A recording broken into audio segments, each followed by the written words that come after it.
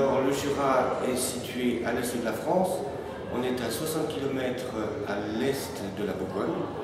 Et en fait, on est contre la Suisse, c'est-à-dire à 80 km. Donc, on est enserré entre les plaines bourguignonnes et les montagnes du Jura. Mais nous ne sommes pas dans les montagnes, nous sommes dans un vignoble qui va de 200 à 350 mètres d'altitude. Alors, dans le Jura, on a 4 appellations géographiques, c'est-à-dire Arbois au nord du Jura. Le reste, c'est tout des côtes du Jura. Et parmi ces grandes surfaces, vous avez 2 petites régions qui sont Château-Chalon, qui est le Grand Cru des vins jaunes, et l'appellation L'Étoile. Et puis nous avons 2 appellations produits, qui sont les Crémants du Jura et le Macvin du Jura, donc le liqueur.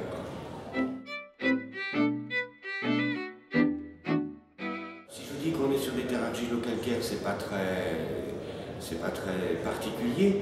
Par contre, on a également des marnes bleues qui existent sur la planète entière, mais qui sont très profondes, alors que dans le Jura, c'est la surface.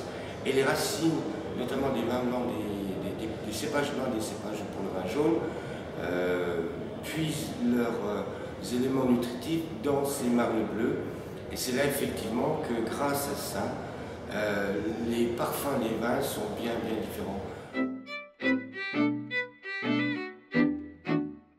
Alors, les rouges sont de consommation classique, d'une charcuterie en passant par un simple barbecue, tout simplement, ou bien les viandes blanches, ça va très bien avec, mais certains, comme par exemple le vin rouge d'Arlay, qui sont un peu plus concentrés, se comportent très bien sur une belle viande rouge et un petit gibier.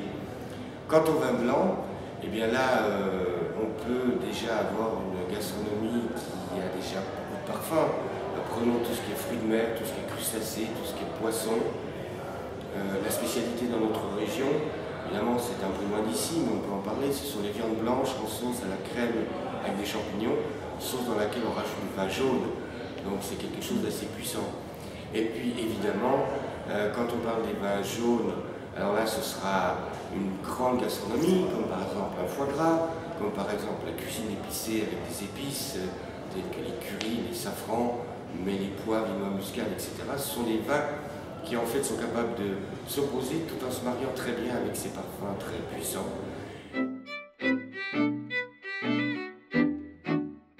Et depuis 1475, en ligne directe dans la famille, de père en fils ou mère en fille même également, et 15 générations de vignerons tout le temps. Il n'y a jamais eu autre chose.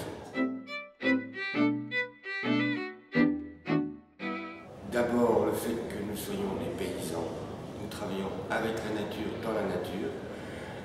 Nous perpétuons une histoire, puisque souvent avec mon frère, nous disons que nous ne sommes que le 15e maillot et que nous devons travailler pour la suite. Et en plus, en toute simplicité, on pourrait dire qu'on se sent un peu obligé de ce devoir de mémoire, et, sans être passéiste, mais de transmettre toutes ces vieilles choses qui, semble-t-il, sont très appréciées puisqu'on a beaucoup de succès dans pas mal de pays de par la planète.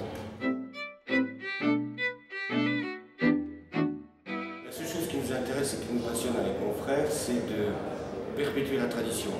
C'est-à-dire que nous faisons exactement les mêmes vins qu'au 19e siècle, comme l'arrière-arrière-grand-père par exemple. C'est-à-dire des méthodes très douces. On a vu la vigne biodynamiste et naturelle à 100% évidemment. Et puis en ce qui concerne les vinifications et l'élevage, c'est naturel, pas de levure, pas de produits, pas de traitement. Des vins qui restent au minimum 4 ans dans des vieux tonneaux pour les vins rouges, les vins blancs avant la mise en bouteille, de telle sorte qu'ils ont une typicité du Jura très forte. Ce sont des vins à relativement forte personnalité, mais tout en étant, je l'espère, le plus équilibré possible. Et puis cette méthode-là est la seule qui permet après de faire des vins de très longue garde, sur 100 ans pour des rouges, 150 pour des blancs. Et en jaune, on ne sait pas encore, puisque les plus vieux ont 250 ans et ils sont toujours parfaits. C'est que depuis 8 générations, mes ancêtres ont commencé à garder des vins chaque année, de telle sorte qu'aujourd'hui, nous avons un stock de vieux vins depuis 1781, dans des vins rouges, des vins blancs, des vins jaunes d'Arlay, des vins jaunes de Château-Chalon, quelques vins de paille, quelques vieux marcs, alcool. Et ça représente quand même à peu près 30 000 bouteilles qui sont vendues aujourd'hui tous les jours dans le monde entier.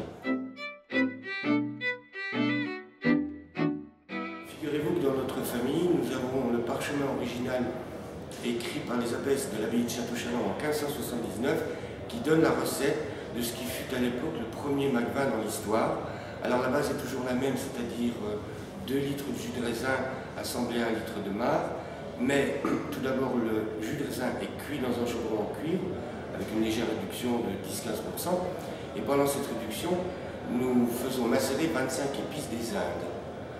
Donc voilà toute la différence, et le résultat est un produit qui a le même pourcentage d'alcool, c'est-à-dire aux environs de 16 degrés, 16,5, mais avec une palette de parfums qui est invraisemblable, puisque d'abord vous avez la base des Jura qui vous donne des vins à forte personnalité, mais imaginez si vous faites macérer 25 épices d'Orient, le résultat. En fait, c'est un espèce de pain d'épices liquide, c'est un concentré de dizaines et dizaines de parfums, et ce parchemin est dans notre famille depuis plusieurs siècles. Et même si moi j'ai la chance d'avoir l'histoire complète et d'avoir même pu en tirer un livre depuis 1475, je n'ai pas l'origine exacte de l'arrivée dans la famille de ce vieux parchemin.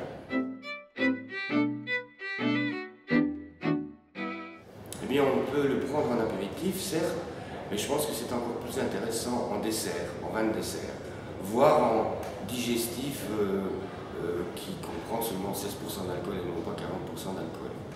Ça, c'est une très bonne façon d'apprécier.